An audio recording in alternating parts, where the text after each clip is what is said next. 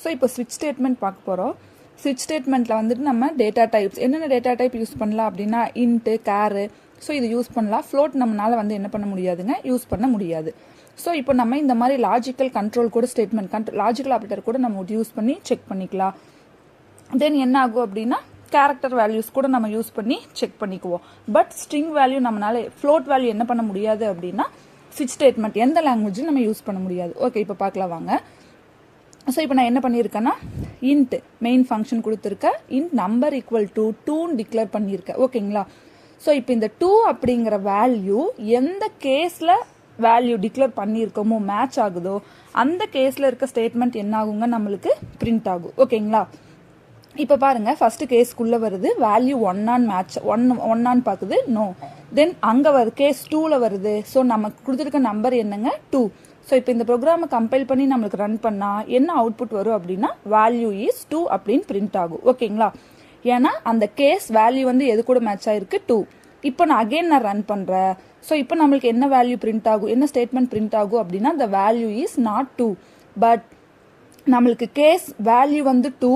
So அதனால் அதில் இருக்க ஸ்டேட்மெண்ட் கமெண்ட் வந்து நம்மளுக்கு பிரிண்ட் ஆகுது. அதை மட்டும் ஞாபகம் வச்சுக்கோங்க. ஓகேங்களா?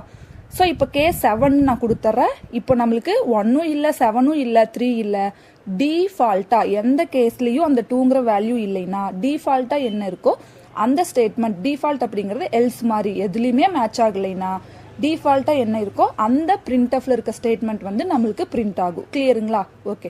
ஸோ இப்போ லாஜிக்கல் ஆப்ரேட்டர் யூஸ் பண்ணி என்ன பண்ணியிருக்காங்கன்னு பாருங்க. எக்ஸுக்கு 10 ஒய்க்கு 5 கொடுத்தாச்சு. எக்ஸ் கிரேட்டர் தென் ஒய்யா இருந்ததுன்னா and x greater than y, அடுத்தது அண்டுங்கும் போது என்னங்க, போத் கண்டிஷனும் நம்மளுக்கு என்னவா இருக்கணும், ட்ரூவா இருந்ததுன்னா 1ன்னு ஆன்சர் வரும், ஃபால்ஸா இருந்தால் 0ன்னு வரும். கரெக்டுங்களா? ஸோ இப்போ நான் செக் பண்ண போறேன். X greater than y and x plus y greater than 0. So இப்போ ரன் பண்ணும்போது நம்மளுக்கு கண்டிஷன் வந்துட்டு என்னது, ட்ரூ. ஸோ நம்மளுக்கு என்ன பிரிண்ட் ஆயிருக்குங்க, கேஸ் 1 இருந்தால் ஸ்டடி ஷைன் பிரிண்ட் ஆகும். தென் கேரக்டர் வேல்யூ டிக்ளேர் பண்ணியிருக்கோம். அந்த கேரக்டர் வேல்யூ எந்த கேஸில் மேட்ச் ஆகுதோ அது பிரிண்ட் ஆகும். இப்போ ஏ அப்படிங்கிற கேஸில் கேரக்டர்லேயே மேட்ச் ஆயிடுச்சு. ஸோ நம்மளுக்கு என்ன பிரிண்ட் ஆயிருக்கு, ஹைன்னு பிரிண்ட் ஆயிருக்கு. இப்போ நான் பிரேக் அப்படிங்கிறது வந்து என்னன்னா ஒரு ஆப்ஷனல், அது கொடுத்தா என்ன ஆகும், கொடுக்கலனா என்ன ஆகும்னு பாருங்க. ஸோ இப்போ ஃபர்ஸ்ட் கேரக்டர் வேல்யூவே மேட்ச் ஆயிடுச்சு. ஸோ ஹாய் பாய் ஹலோ பாய் எல்லாமே நம்மளுக்கு பிரிண்ட் ஆகும். பிரேக் கொடுத்தீங்கன்னா எந்த கேஸில் வந்துட்டு வேல்யூ மேட்ச் ஆகுதோ அதோட ஸ்டாப் ஆயிரும், இல்லைன்னா எல்லா கேஸ் வேல்யூ பிரிண்ட் ஆயிரும். ஓகேங்களா? தேங்க்யூ.